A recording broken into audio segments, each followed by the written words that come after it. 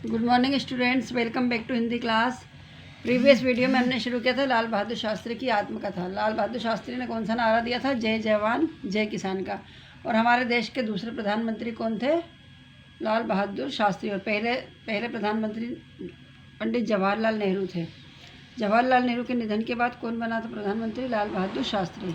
लाल बहादुर शास्त्री का जन्म 2 अक्टूबर 1904 को बनारस के मुगल सराय में हुआ था। इनके पिता का नाम शारदा प्रसाद था और ये बहुत एक साधारण परिवार के व्यक्ति थे और 1.5 साल के थे जब इनके पिताजी का देहांत हो गया था।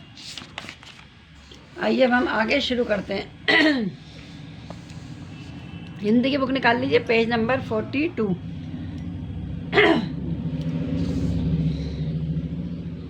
थोड़ा बड़ा होने पर यही नन्हा गंगा को तैरकर पार कर लिया करता था।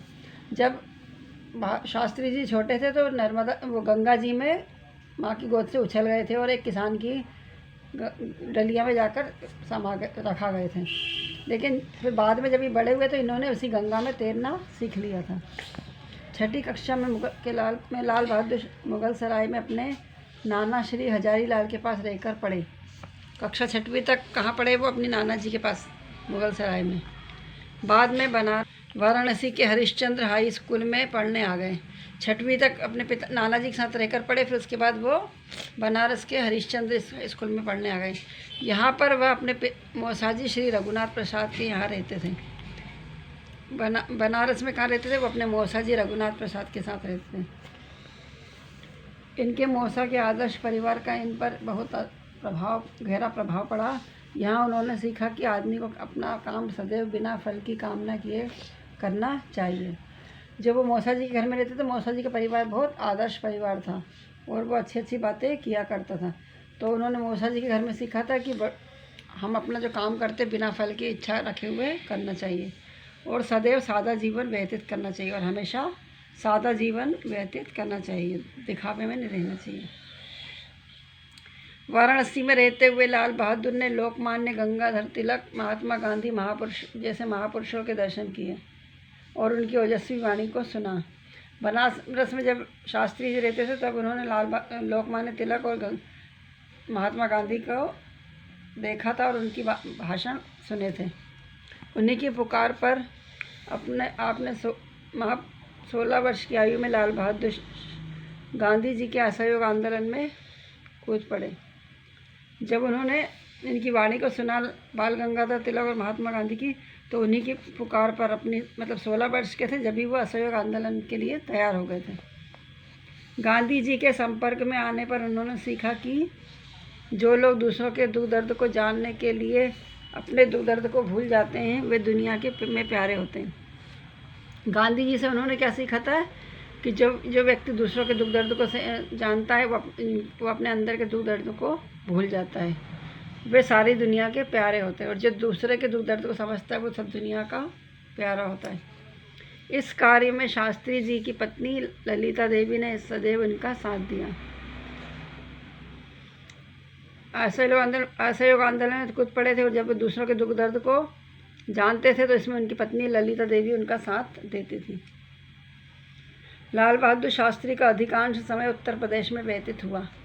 लाल बहादुर शास्त्री अधिकांश कहाँ रहे? उत्तर प्रदेश में। सन 1930 से 1945 तक वे स्वाधीनता आंदोलन से जुड़कर विभिन्न जेलों में रहे। शास्त्री जी 1930 से लेकर 1945 तक विभिन्न अलग अलग आंदोलन जुड़े और जेल में सजा काटी उन्होंने। सारे कष्टों को शास्त्री जी ने एक तपस्वी की भांति सहन किया। उनके जीवन में जितने भी कष्ट आए उन्होंने एक तप करने वाले व्यक्ति की तरह उसको सहन किया। इन कष्टों के बीच ललिता देवी भी पूरी तरह अडिग रही। जब उनको कष्ट आया था और जब वो सहन कर रहे थे उस टाइम उनके साथ ललिता देवी भी स्थिर नहीं हुई, हिली नहीं, विचलित नहीं हुई। नेहरू जी के बाद जब शास्त्री जी स्वाधीन भारत के प्रधानमंत्री बने तब पड़ोस पाकिस्तान देश ने भारत पर इसलिए आक्रमण कर दिया कि वह शास्त्री जी को एक कमज़ोर प्रधानमंत्री समझता था। जब वो लाल बहादुर शास्त्री जी पंडित जवाहरलाल नेहरू के बाद प्रधानमंत्री बने तो उन्हें पाकिस्तान के लोग कमज़ोर समझते थे। तो पाकिस्तान के भारत देश पर हमला कर दिया। परंतु शास्त्री जी की एक दहाड़ ने दुश्मन को हिलाकर रख दिया। लेकिन शास्त्री जी का क्रोध बहुत तेज था, तो उनके एक चीख ने दुश्मनों को हिलाकर रख दिया।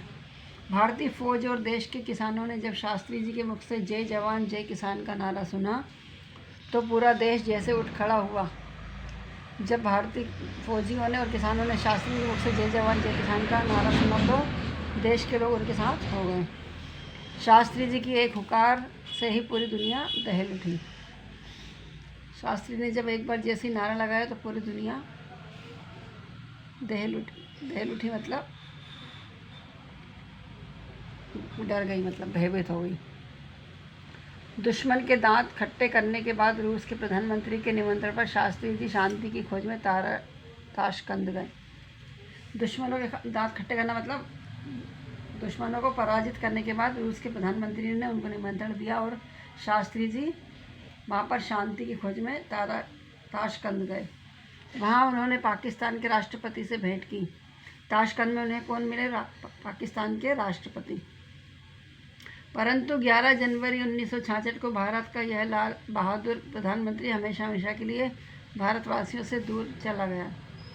11 जनवरी 1966 को शास्त्री जी का निधन हो गया था और वो हमेशा हमेशा देशवासियों से दूर चले गए थे।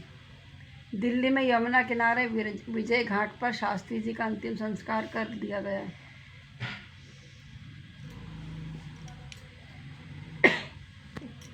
जी का अंतिम संस्कार कहाँ किया गया? विजय घाट पर। किंतु शांति और वीरता का वह असाधारण सैनिक आज भी भारतवासियों के दिल में बसा हुआ है। भले आज हमारे बीच में लाल बहादुर शास्त्री जी नहीं है, लेकिन उनकी वीरता और शांत वातावरण स्वभाव के कारण और असाधारण सैनिक के कारण आज भी हम लोग हमारे दिल में वे बसे हुए हैं। इस पाठ आज लाल बहादुर शास्त्री जी की आत्मकथा को आप फिर से पूरा पढ़िएगा और उनके मार्ग पे चलने का विचार कीजिएगा। Thank you. Have a good day.